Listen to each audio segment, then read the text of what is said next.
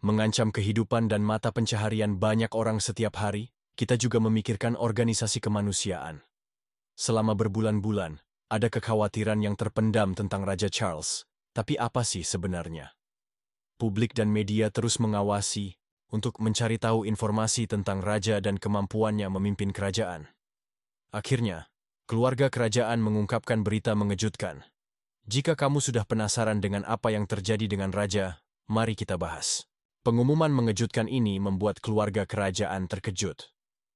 Berita yang ditunggu-tunggu oleh dunia, namun pada tanggal 5 Februari 2024, Istana Buckingham mengumumkan sesuatu yang tidak terduga.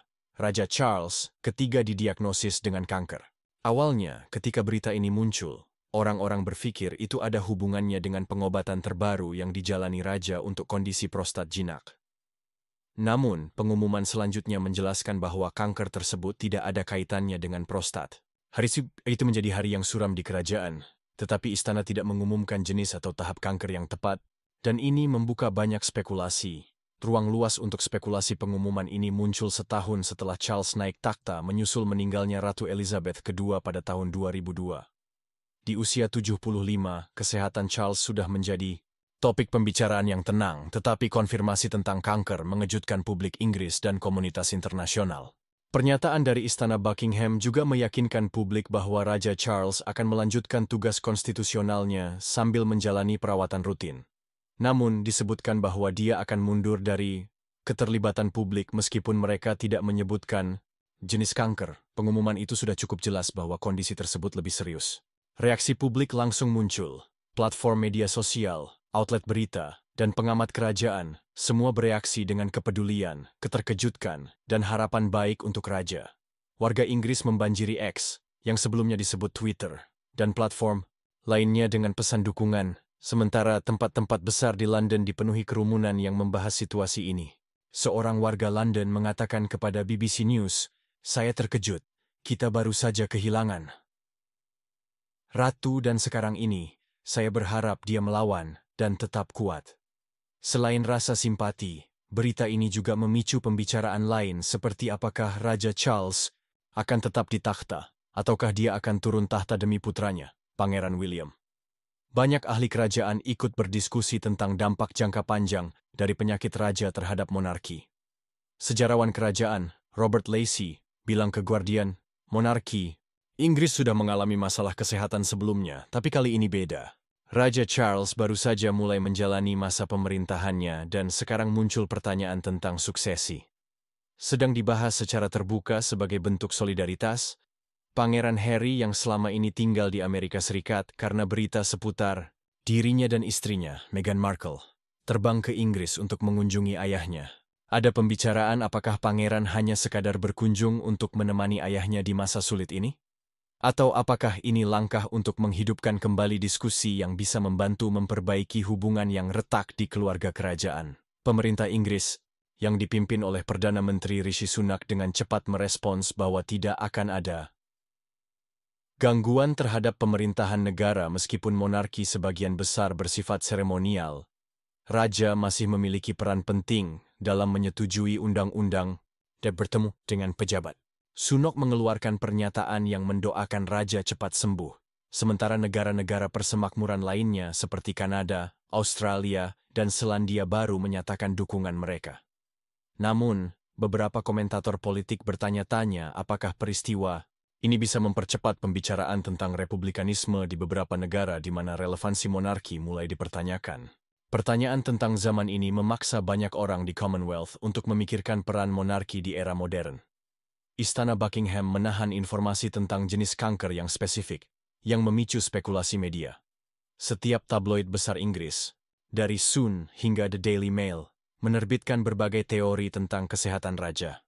Outlet internasional seperti CNN, New York Times, dan Washington Post menganalisis apa artinya ini bagi monarki.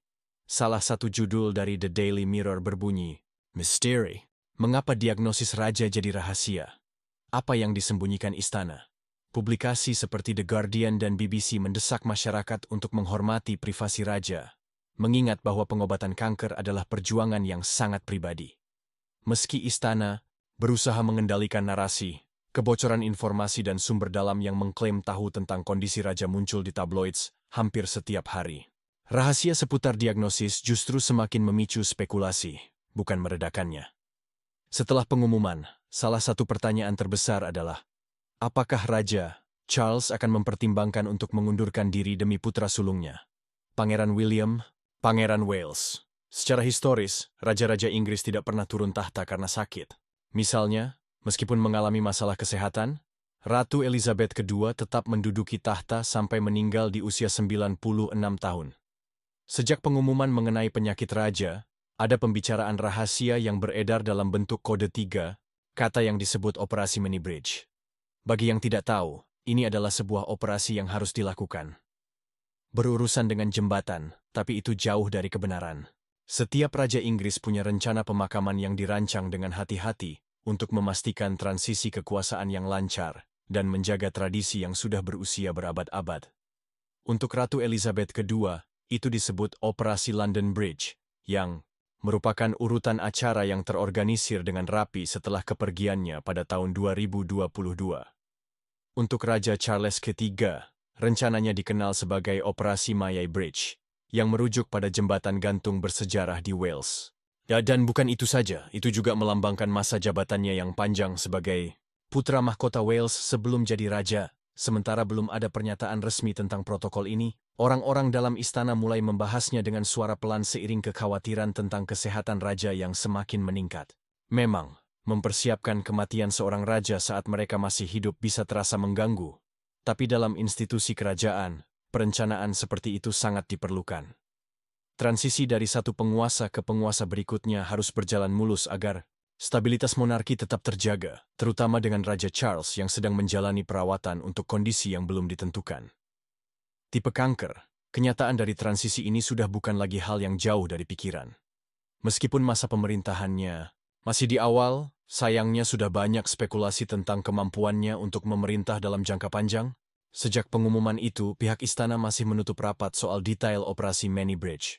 Namun, berdasarkan preseden sejarah, beberapa hal bisa diperkirakan jika yang tak terhindarkan terjadi. Pejabat senior pemerintah, Perdana Menteri, dan keluarga kerajaan akan diberitahu terlebih dahulu. Berita ini diumumkan ke publik seperti frasa kode jembatan London runtuh, yang menunjukkan meninggalnya Ratu Elizabeth. Frasa serupa kemungkinan akan mengonfirmasi transisi Charles kepada tokoh-tokoh penting sebelum pengumuman resmi. Setelah publik diberitahu, Inggris akan memasuki masa berkabung nasional. Bendera di seluruh negeri akan diturunkan setengah tiang, dan semua urusan pemerintah akan dihentikan. Jenazah raja akan dipindahkan ke Westminster Hall, di mana ia akan terbaring selama beberapa hari, memungkinkan anggota publik untuk memberikan penghormatan terakhir.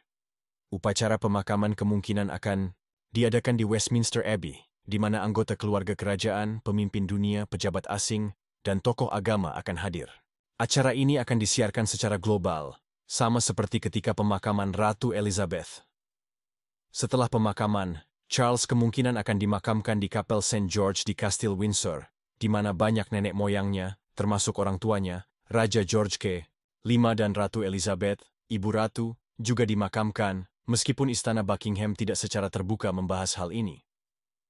Para ahli kerajaan percaya bahwa persiapan untuk operasi jembatan Many sedang dilakukan secara rahasia. Menurut laporan dari Times, para pembantu istana dan pejabat pemerintah telah mengadakan diskusi awal tentang bagaimana acara akan berlangsung jika kesehatan Charles memburuk.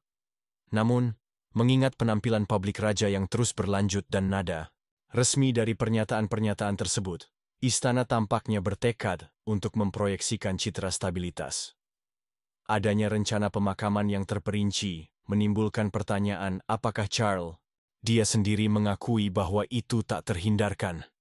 Charles menunjukkan keinginan yang lebih besar untuk terlibat dalam diskusi modern tentang masa depan monarki dibandingkan ibunya, yang jarang berbicara di depan umum tentang kematiannya. Tidak akan mengejutkan jika dia memastikan bahwa pemakamannya mencerminkan nilai-nilainya, terutama dukungannya yang sudah lama untuk pelestarian lingkungan. Ada spekulasi bahwa dia bisa meminta upacara yang lebih berkelanjutan, sejalan dengan kecintaannya, yang sudah terkenal pada hidup yang ramah lingkungan. Ini adalah kesehatan kerajaan yang mengejutkan. Pengumuman saat membahas penyakit raja Penting untuk dicatat bahwa Raja Charles bukan satu-satunya yang mengalami masalah kesehatan di keluarga kerajaan Inggris. Kali ini, pengumumannya adalah untuk tidak lain adalah Putri Catherine, istri Pangeran William. Sama seperti ayah mertuanya, diagnosis kanker Catherine telah membawa lebih banyak kesedihan bagi keluarga kerajaan. Pada Januari 2024, keluarga kerajaan Inggris dengan tenang membagikan bahwa Putri Catherine telah menjalani operasi perut untuk alasan yang tidak disebutkan. Kondisi kesehatan pada saat itu, istana tidak memberikan rincian lebih lanjut dan publik sebagian besar menganggapnya sebagai bagian dari masalah kesehatan sehari-hari dalam menjalankan tugas kerajaan. Lagi pula, keluarga kerajaan sudah menghadapi masalah kesehatan di masa lalu.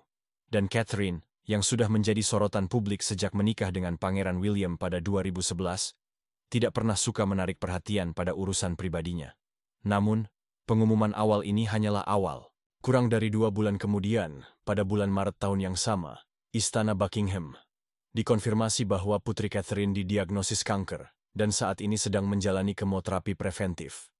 Istana mempertahankan tradisinya untuk menjaga beberapa urusan pribadi tetap rahasia, tetapi mengakui bahwa perawatan Catherine akan berjalan terus. Berita tentang sakitnya Catherine datang pada saat keluarga kerajaan Inggris sudah berada di bawah tekanan yang sangat besar. Pangeran William, yang merupakan pewaris tahta, kini harus menghadapi tidak hanya situasi ayahnya, tetapi juga kemungkinan yang sangat nyata dan menyakitkan bahwa istrinya, siapa yang merupakan bagian penting dari pekerjaannya sebagai raja di masa depan dan ratu pendamping mungkin punya perjuangan kesehatan jangka panjang yang harus dihadapi. Apakah Charles akan turun tahta atau berjuang untuk tetap jadi raja? Raja Charles III menghabiskan lebih dari 70 tahun menunggu tahta. Bahkan ia dijuluki sebagai pewaris terlama dalam sejarah Inggris. Berbeda dengan ibunya, Ratu Elizabeth II, yang jadi monarki di usia 25 tahun, Charles baru bisa naik tahta di usia 73. Saat ia dinobatkan, ia sudah mengabdikan seluruh hidup dewasanya untuk mempersiapkan perannya. Beberapa hal yang dia lakukan untuk menunjukkan kesiapannya adalah mendukung isu-isu seperti arsitektur perubahan, iklim dan diskusi antaragama. Dengan penantian yang begitu lama, tidak heran kalau Charles bertekad untuk menjalani masa pemerintahannya meskipun kesehatannya menghadapi tantangan baru. Diagnosis kanker yang baru-baru ini dia terima sekali lagi memicu spekulasi tentang apakah dia akan tetap di tahta atau memberi kesempatan pada Pangeran William.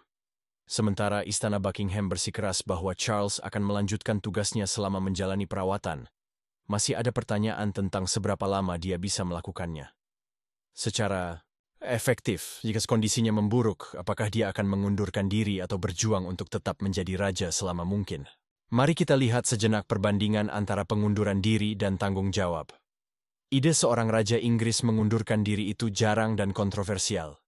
Terakhir kali seorang raja secara sukarela turun tahta adalah pada tahun 1936, ketika Raja Edward ke-8 menyerahkan tahta kepada Mary Wallace Simpson, seorang janda asal Amerika. Pengunduran dirinya mengejutkan kerajaan dan bahkan dunia.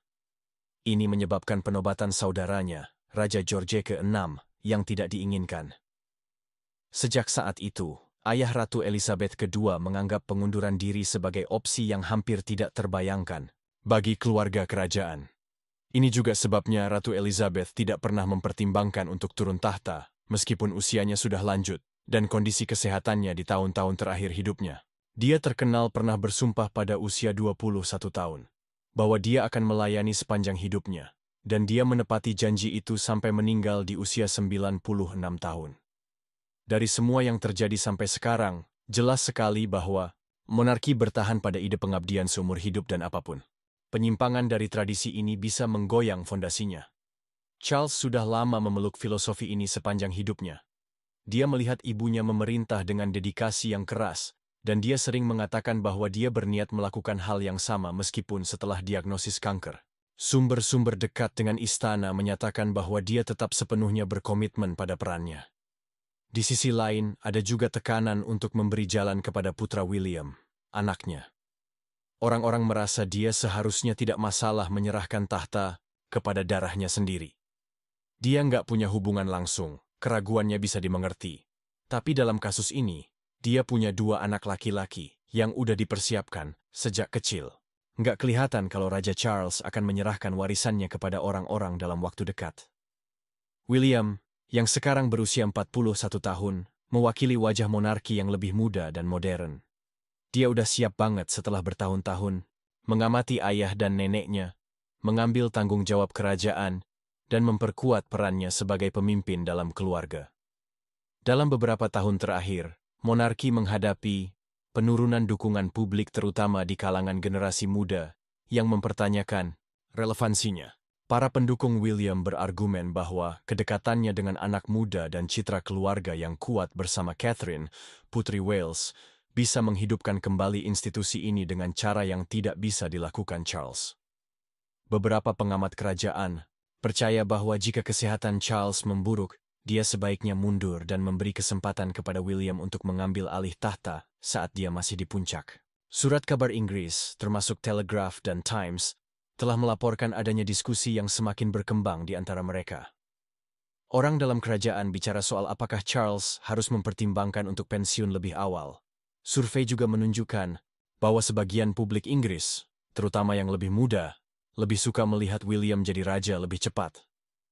Tapi keputusan untuk mengundurkan diri itu nggak gampang. Nggak ada proses formal bagi seorang raja untuk menyerahkan mahkota kepada pewarisnya, sementara masih hidup, berbeda dengan monarki Eropa lain seperti Belanda dan Spanyol, di mana pengunduran diri cukup umum. Inggris tetap terikat pada pengabdian seumur hidup. Selalu jadi solusi ketika ratu atau raja yang berkuasa mengalami masalah kesehatan.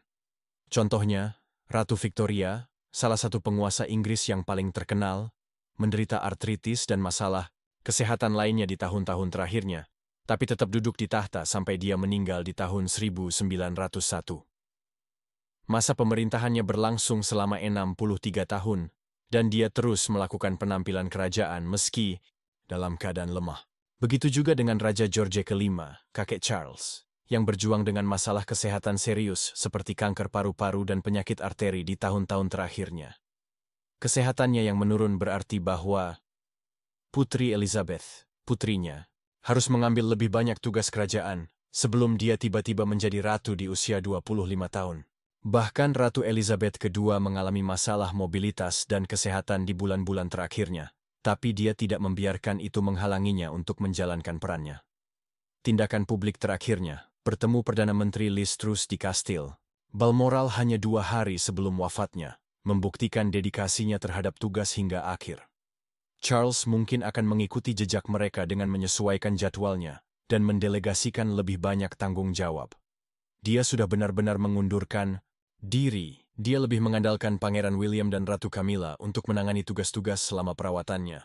Ini mungkin jadi cara baru dalam menjalankan semuanya, bukannya abdikasi formal.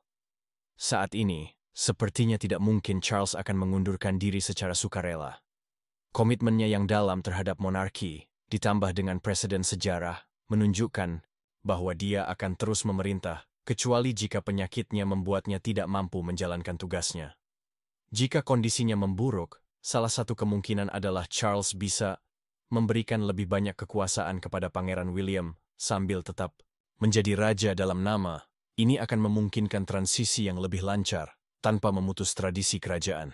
William dapat mengambil tanggung jawab yang lebih mendesak, seperti yang dilakukan Pangeran Regent George IV ketika ayahnya, Raja George III, tidak mampu memerintah karena masalah kesehatan mental.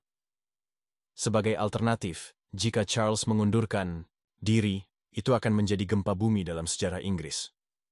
Ini akan menantang fondasi monarki dan menetapkan preseden yang bisa mengubah harapan untuk raja-raja di masa depan. Ini karma, ya, ketika berita tentang sakitnya raja muncul di internet, banyak orang yang mengirimkan perhatian dan harapan baik. Tapi, banyak juga yang tidak bisa menyembunyikan kepuasan mereka atas kondisi raja, dan mungkin raja merasakan sakit. Kenapa bisa begitu? Alasannya nggak jauh-jauh. Raja Charles III sudah berjuang keras untuk keluar dari bayang-bayang Putri Diana. Pernikahan mereka yang dulunya dianggap sebagai kisah cinta dongeng, akhirnya jadi salah satu cerita pernikahan paling banyak musik bermaisans. Banyak orang terutama penggemar Diana merasa para pendukung setia masih melihat Charles sebagai sosok yang mengkhianati putri rakyat. Diagnosis kanker terbaru yang dia terima dipandang sebagai karma dan keadilan. Saat Pangeran Charles menikahi Lady Diana Spencer pada tahun 1981, dunia menyaksikan dengan takjub. Pernikahan mereka di Katedral St. Paul menjadi tontonan global yang menarik hampir 750 juta penonton. Di mata publik, Diana tampak seperti calon ratu yang sempurna dengan semua karakteristik yang diinginkan. Muda, cantik, ramah, dan dicintai oleh rakyat. Namun, di balik itu semua, pintu istana, kenyataannya sangat berbeda. Segera jelas bahwa Charles sangat mencintai Camilla Parker Bowles, seorang wanita yang dia kenal bertahun-tahun sebelum Diana, tapi tidak bisa menikahinya karena batasan kerajaan. Bahkan sebelum menikah dengan Diana, Charles dan Camilla sudah menjaga hubungan dekat dengan saling bertukar surat dan bertemu secara rahasia. Diana yang baru berusia 19 tahun saat bertunangan cepat merasakan ada yang tidak beres. Dalam wawancara BBC yang terkenal pada tahun 1995 dengan Martin Bashir, dia secara terbuka mengakui bahwa ada 3 orang dalam hubungan mereka. Kami dalam pernikahan ini jadi agak sempit. Pernyataan ini mengonfirmasi apa yang sudah lama diperkirakan oleh media Inggris, bahwa Charles tidak pernah benar-benar melepaskan Camilla meskipun dia sudah membangun hidup dengan Diana. Beban dari pernikahan yang tanpa cinta ini sangat berat bagi Diana. Dia berjuang melawan bulimia, kecemasan, kesepian, dan perasaan terasing dalam keluarga kerajaan. Media terus-menerus mengintai dan menangkap setiap momen kesedihannya. Namun, alih-alih menemukan penghiburan dalam suaminya, dia harus menghadapi kenyataan bahwa hati Charles telah berpaling. Selalu menjadi milik orang lain, pada akhir 1980-an, hubungan Charles dan Camilla sudah jadi rahasia umum di kalangan aristokrat. Pada tahun 1992, biografi Andrew Morton yang bombastis, Diana, kisah nyatanya, mengungkap betapa dalamnya rasa sakit Diana. 2 tahun kemudian, rekaman telepon terkenal yang disebut Camilla Gate bocor, memperlihatkan percakapan intim antara Charles dan Camilla, di mana dia terkenal, menyatakan keinginannya untuk jadi tamponnya. Itu adalah momen yang mengejutkan yang lebih dari sekadar menghancurkan citra publiknya. Pada tahun 1996, setelah bertahun-tahun bertahan dan berharap segalanya bisa berubah, akan ada perubahan yang lebih baik. Charles dan Diana resmi bercerai, tapi kerusakan sudah terjadi. Diana, yang merupakan orang yang penuh kasih, berusaha untuk mendefinisikan dirinya di luar keluarga kerajaan, dengan menjalani pekerjaan kemanusiaan, dan menggunakan pengaruhnya untuk mendukung kesadaran tentang AIDS, korban ranjau, dan amal untuk anak-anak. Menjalani pernikahan tanpa cinta bisa sangat melelahkan secara emosional. Namun, dia siap untuk bangkit dan membangun hidupnya lagi. Baru saja dia mulai mendapatkan cahaya kembali, tragedi datang menghampiri. Pada tanggal 31 Agustus 1997, malam itu mengubah segalanya.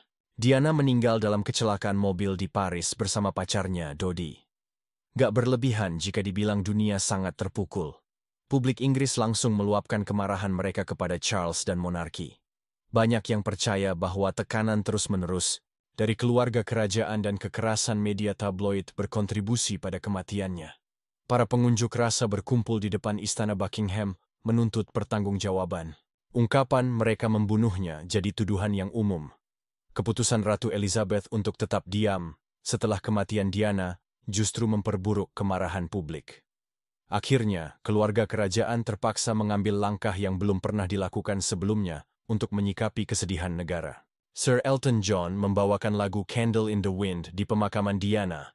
Dia menulis ulang lirik Goodbye England's Rose sebagai penghormatan untuk sahabat dekatnya. Penampilannya menjadi salah satu momen yang paling diingat dari pemakaman tersebut. Kini, Charles sedang berjuang melawan kanker. Beberapa kritikus melihat ini sebagai suatu kebetulan yang aneh. Balasan kosmik untuk rasa sakit yang dia sebabkan pada Diana. Media sosial terbagi mengenai diagnosisnya, sementara banyak orang, terutama yang mendukung monarki, telah menunjukkan simpati dan harapan baik. Yang lain, terutama penggemar setia, Diana, merasa acuh tak acuh, dan bahkan terbayar. Pengguna di platform seperti X dan TikTok telah memposting cuplikan wawancara lama Diana, yang menunjukkan bagaimana Charles dan keluarga kerajaan memperlakukannya dengan buruk. Beberapa bahkan menghidupkan kembali frasa lama, Diana's Revenge, dari berbagai media. Seperti yang dilaporkan oleh The Guardian, The Independent, dan Daily Mirror, reaksi campur aduk terhadap apa yang dianggap sebagai hantu Diana yang mengganggu Charles muncul di banyak kalangan di Britania. Banyak yang percaya bahwa seandainya Diana masih hidup, dia akan menjadi ratu sejati bagi rakyat, bukan Camilla, yang akhirnya dinikahi Charles pada tahun 2005. Keputusan Charles untuk menjadikan Camilla sebagai ratu pendamping setelah penobatannya mendapat reaksi beragam. Bagi sebagian orang, itu dianggap sebagai penghinaan yang tak termaafkan terhadap ingatan Diana. Meskipun Camilla telah berusaha keras untuk memenangkan hati publik Britania, dia masih dilihat sebagai sosok yang memicu perdebatan. Sebagian orang menganggap dia sebagai wanita yang merebut Charles' heart dari Diana, sementara yang lain melihatnya sebagai cinta sejatinya, yang akhirnya mendapatkan tempat yang semestinya di sampingnya. Namun, meski keluarga kerajaan berusaha untuk merubah citra Camilla, bayang-bayang Diana masih membayangi. Bagi banyak orang, dia adalah ratu yang tidak pernah dimiliki Inggris. Bahkan sampai sekarang, setiap kali Charles muncul di depan publik, perbandingan dengan Diana selalu diharapkan. Apa yang selanjutnya untuk Ratu Camilla? Apa yang akan terjadi pada Ratu Camilla?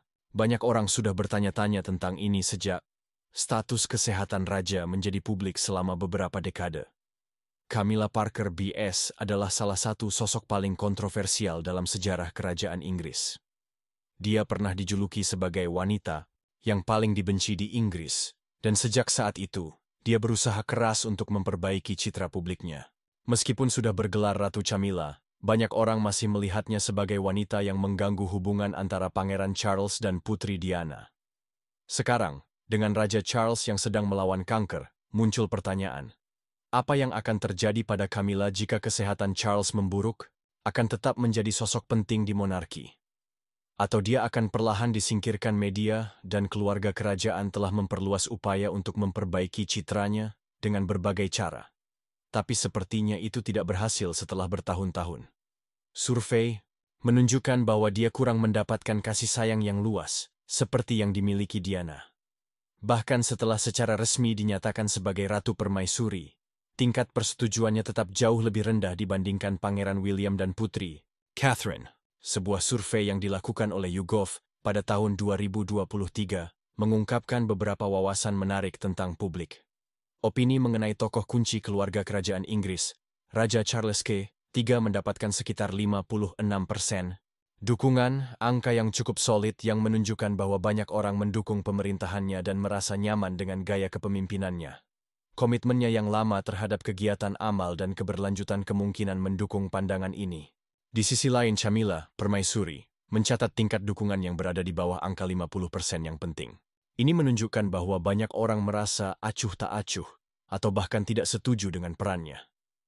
Faktor-faktor monarki yang memengaruhi sentimen ini mungkin termasuk sejarah rumitnya dengan Putri Diana, dan skeptisisme yang masih ada tentang posisinya, serta kontribusinya meskipun dia telah berusaha untuk terlibat dalam layanan publik dan mendukung berbagai isu sosial.